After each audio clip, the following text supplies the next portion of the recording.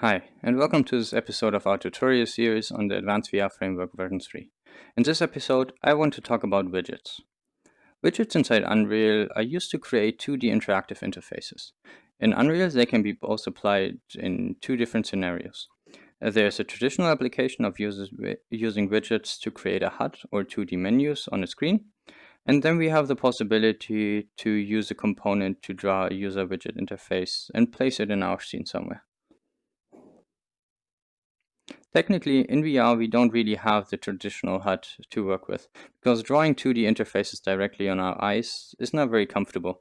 So in VR, we generally try to place all our 2D interfaces in the world somewhere and interact with them that way.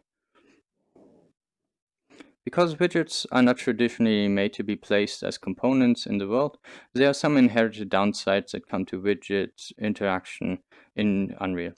To compensate for that, the framework uses a custom widget component called comp_widget to allow a pawn to interact with widgets using the select functionality. The comp_widget allows two different interaction types.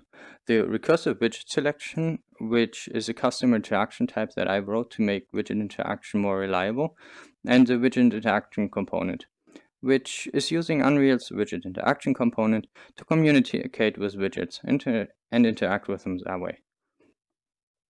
I personally prefer the recursive widgets selection system, mainly because I have created it. So all the examples and used widgets inside the demo are created using that system.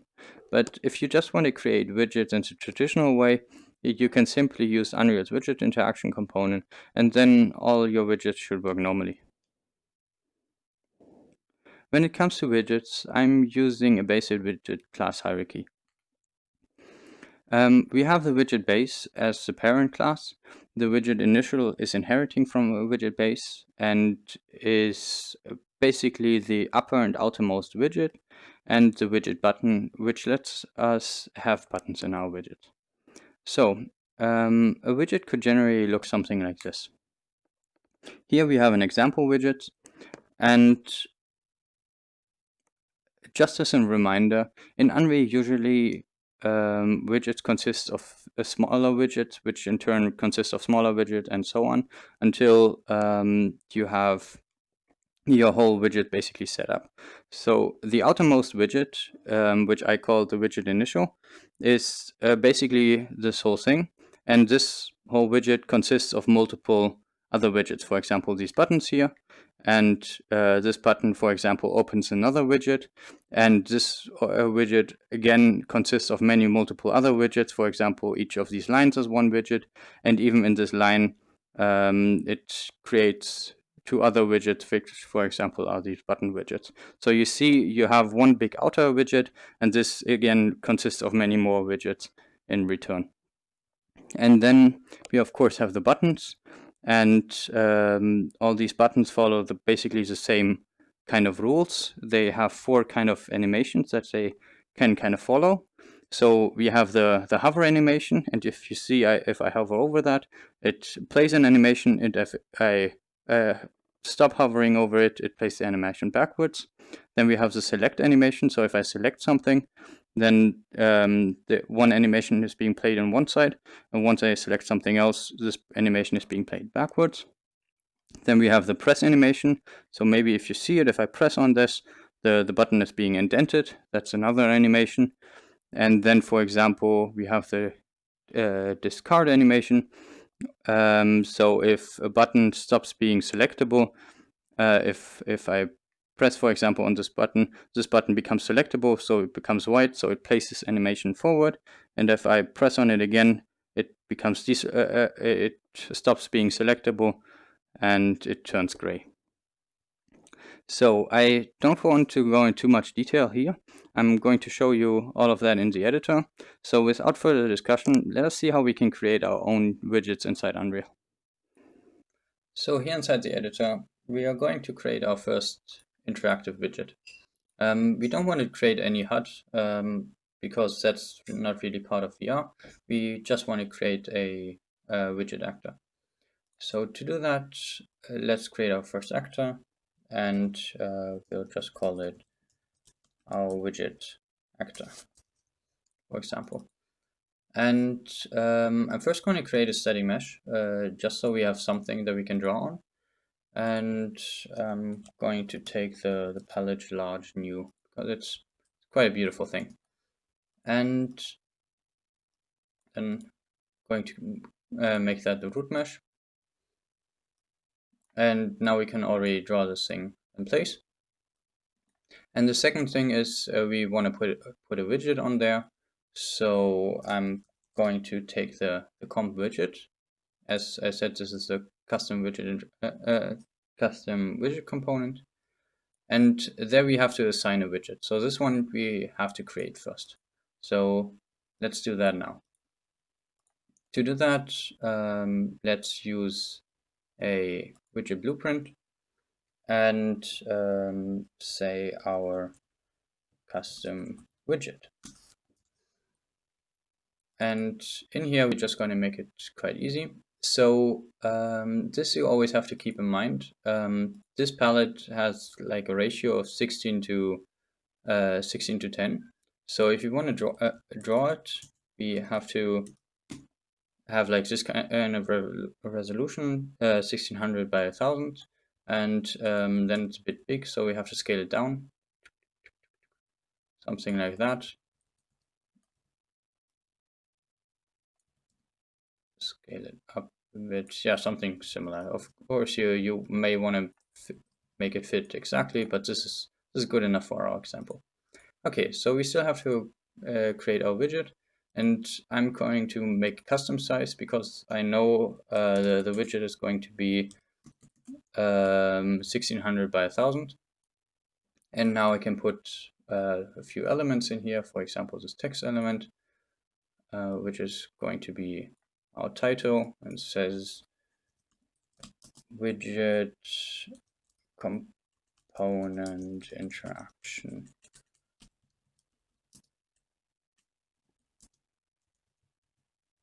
Example. Okay, make it a bit bigger. Put it over here. This is just for example, of course. Beautiful. And then also we're going to add a button, so we see that we've done something. And just so we see that we also have that the button has an effect, I'm going to put a text here. Just give it a number 0, for example.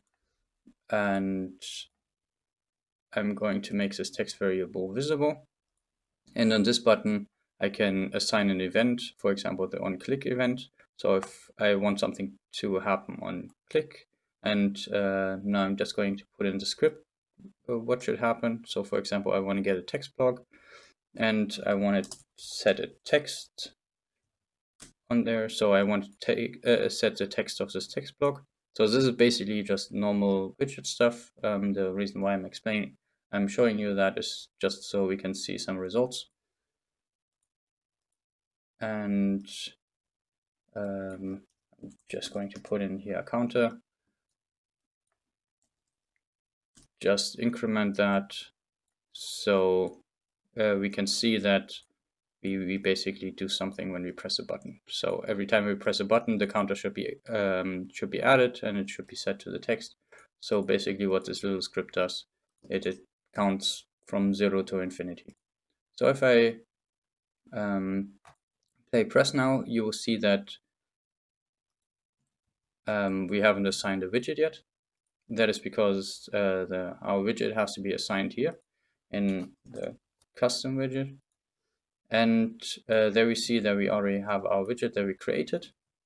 And now we come to the two widget interaction types that I've explained. We have the recursive widget selection, and we have the widget interaction component.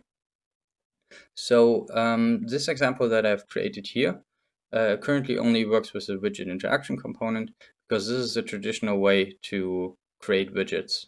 You would insert these button elements here, and these button elements would be used in the traditional way.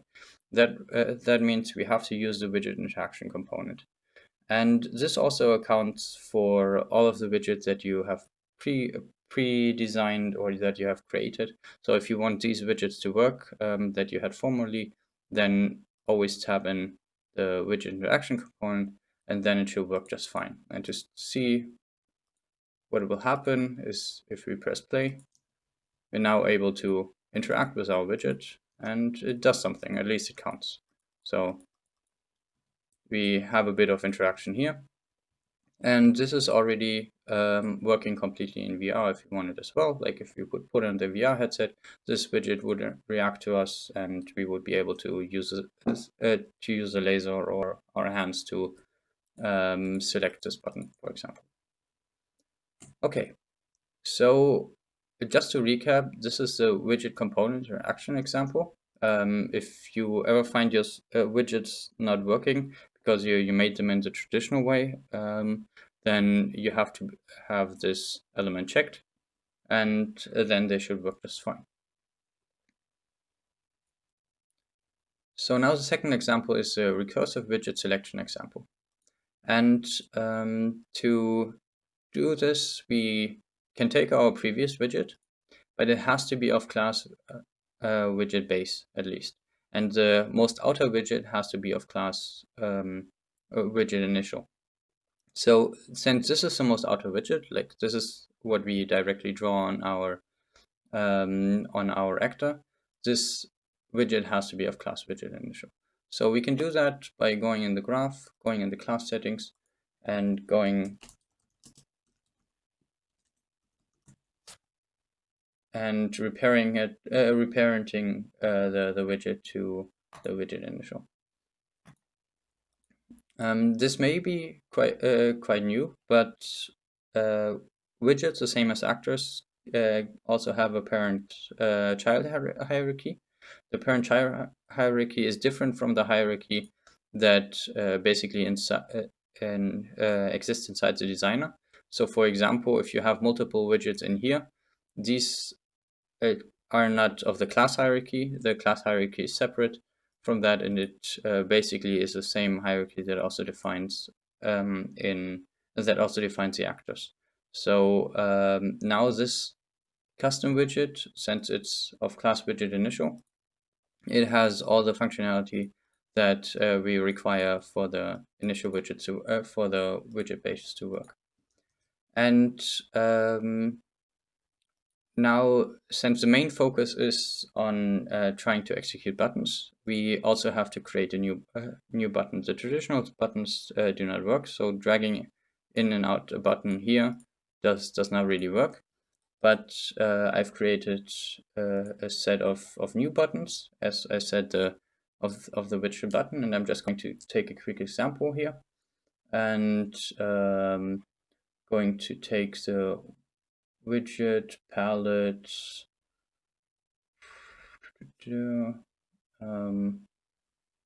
Let's take widget palette button. There should be a normal one. Yes, the normal one is quite the editor button. It's one that I use most often.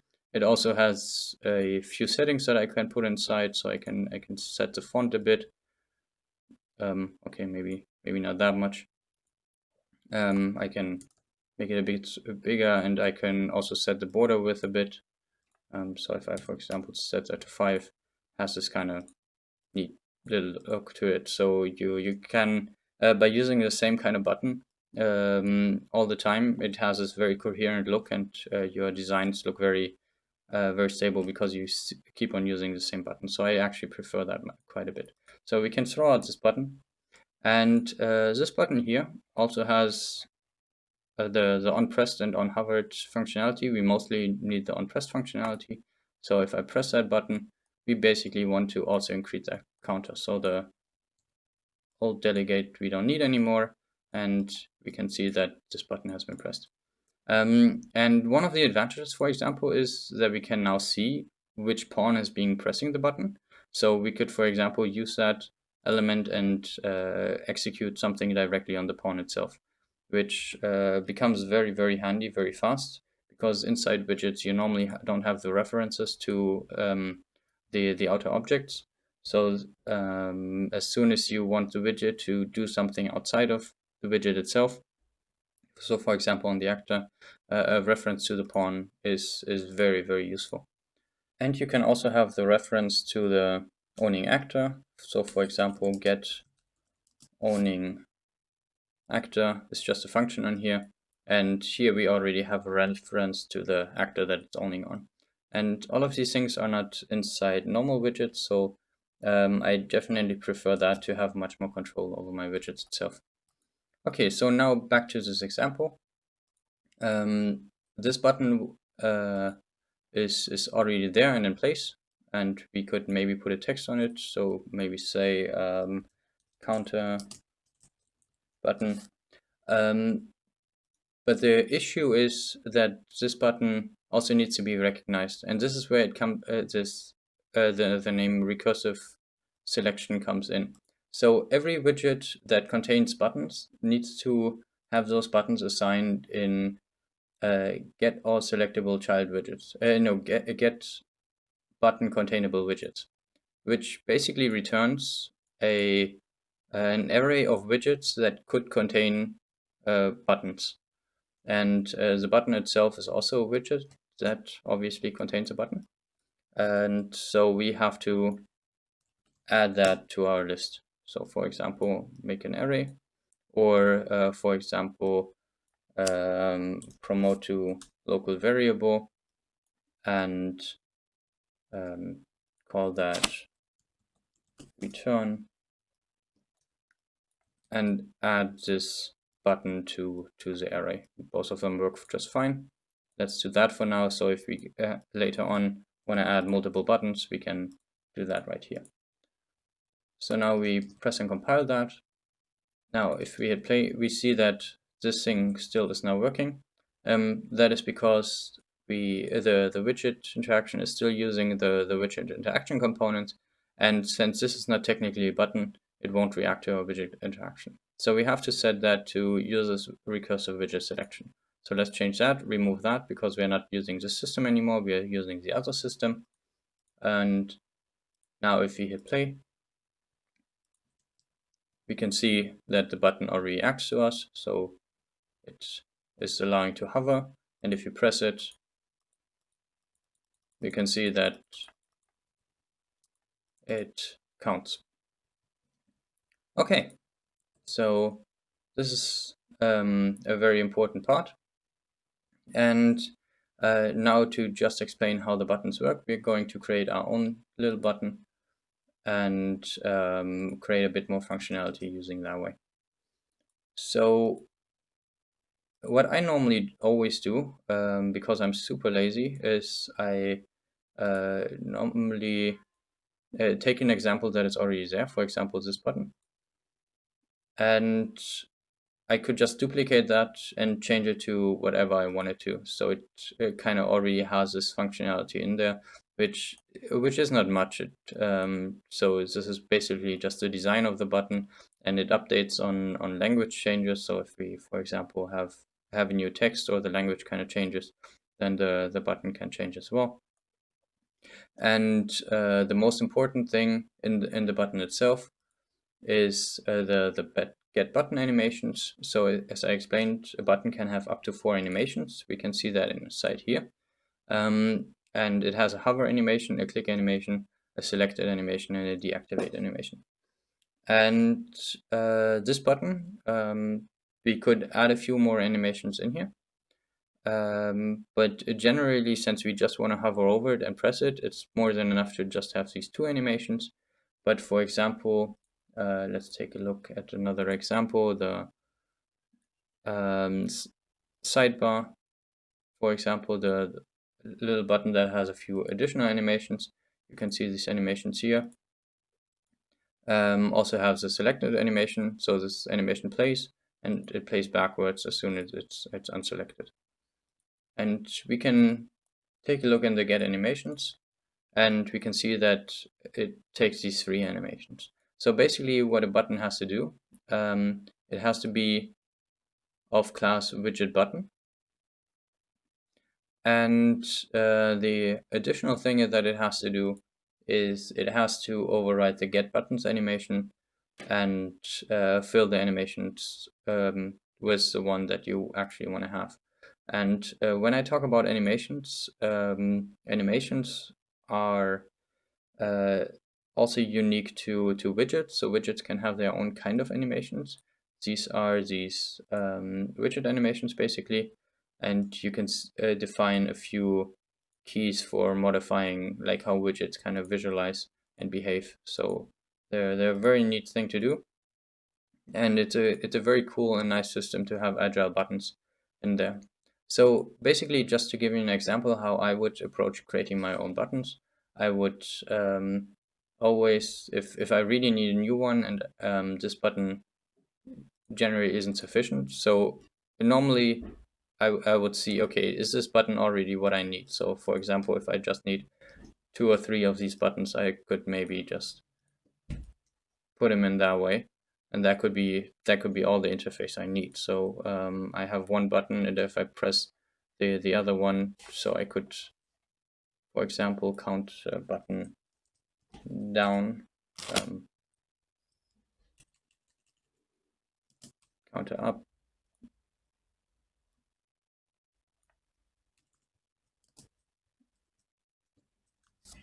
So I could do something like that. On this button, I could also have an event pressed, and I could copy that, and instead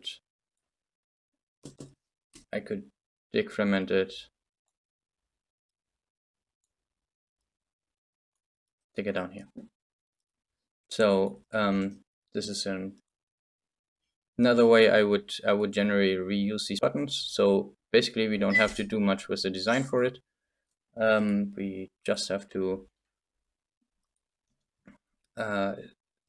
we just have to place additional buttons, and then we can already use them.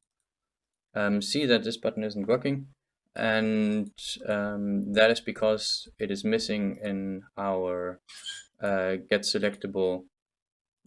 button containable widgets. So we have to add that one as well. Let's do that right here. So remember, all the buttons that are in a widget need to be allocated in this function. So our recursive function can kind of find or can search for the buttons that that need to be there or that should be selectable at that time.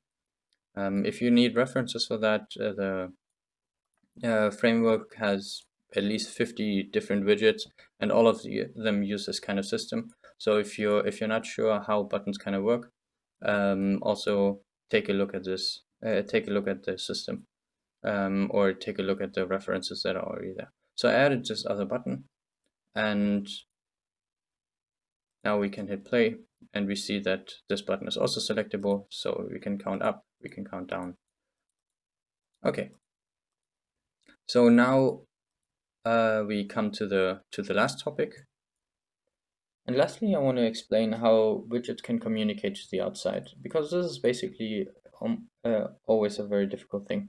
And I already explained a bit about getting the pawn reference and getting the actor reference. So let's just do that inside our widget. And we have our last button, for example, and we set explode because explode is always a very good thing. And we, for example, in the event graph, oh sorry, I shouldn't switch that much. We want to assign a function. So on press, if we press the explode button, something should explode. And we could get the owning actor. And for example, just spawn particle system at location. And since we have the owning actor, get actor location, for example,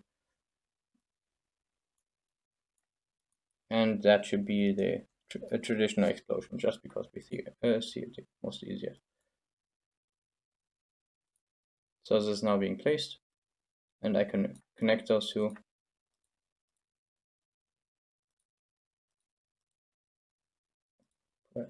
Play and compile. I not only have these counter buttons, but I can also have the explosion button. But again, I forgot to add the recursive widget selection. So in the button containable widgets, I'm going to add this one as well, this button. And I know it's a bit tedious, but you basically have to do that for every button. It doesn't have to be that way. Like you can also make like a make array and just add those 3 buttons in here as well. 1, 2, 3, and it gets a bit more beautiful, but keeping track of the buttons that you can basically highlight can be a bit of a nuisance. You may forget it. So if you're stuck and you cannot press a button, then maybe this could be the reason. On the other side, this also has an upside, because then you can keep track of which buttons the user should actually be selecting at this moment. So if a button isn't appearing in this list, then it isn't selectable, so you can kind of manage which buttons the user should be able to select at which time. So it also has a bit of an upside. So now if we hit play again and we hit on explode, we can see that this palette now explodes because it spawns a particle on the information, and our widget actually knows the our custom widget. Let me switch back to the event graph. Actually knows the owning actor. So this is definitely one very big advantage of the recursive widget selection system, because normally widgets don't have any reference to which actor is actually owning it. Okay, and the other elements that we have to that we can do is we have to deal with the multiplayer system. So Unreal has a very big problems when it comes to widgets and multiplayer, simply because widgets do not allow any replication of any kind. And that creates a very big problem, because if a client now wants to press a button, then a person in if we play in multiplayer, hopefully it will work just out of the box. I haven't tested it. So 2 and 2 editor windows.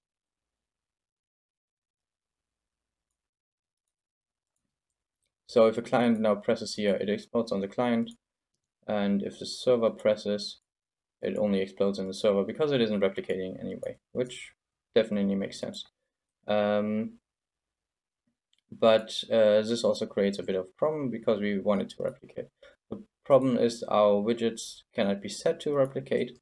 So you could, for example, do that on the widget actor.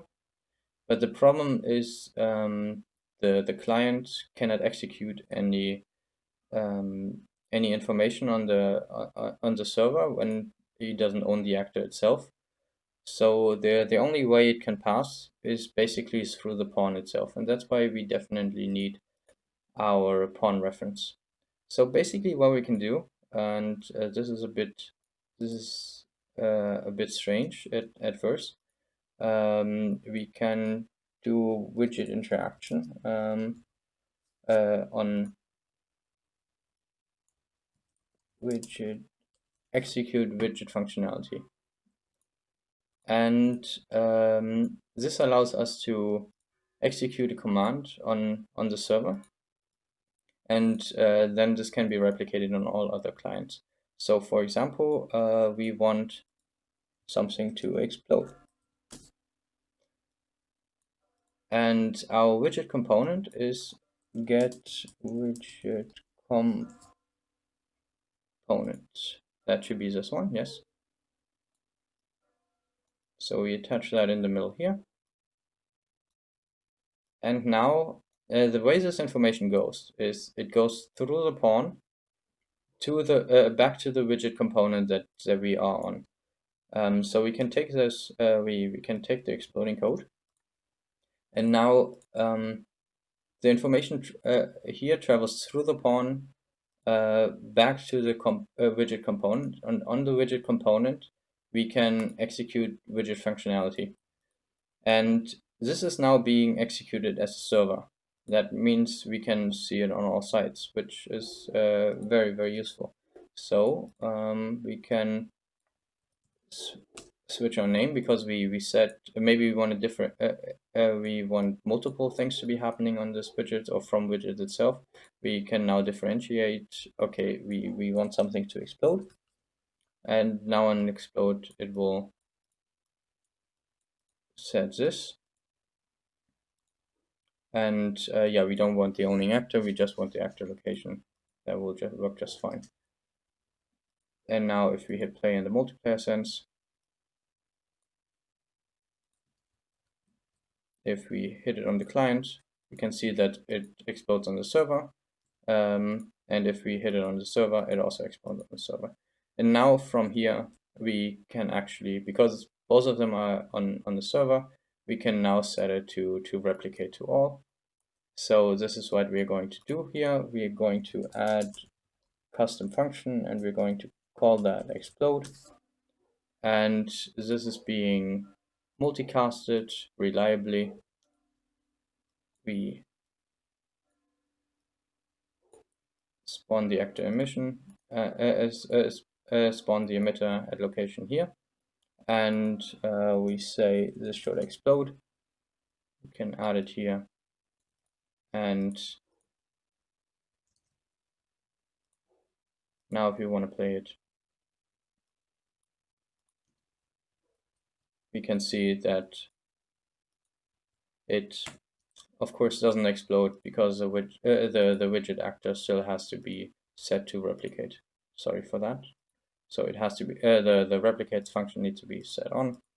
Always forget that. So if something isn't replicating properly, make sure that this is set. And now if the client is pressing on explode, it explodes on both sides. So as you can see, everything becomes much more complicated when using multiplayer. And this especially counts for widget itself. But using this kind of system, I think is the best system, at least that I found, to be handling multiplayer inside widgets. When it comes to actually replicating the content of widget itself, so for example, if I press up here, the widget component already handles the counting mechanism because all of these buttons have to be pressed on the same side.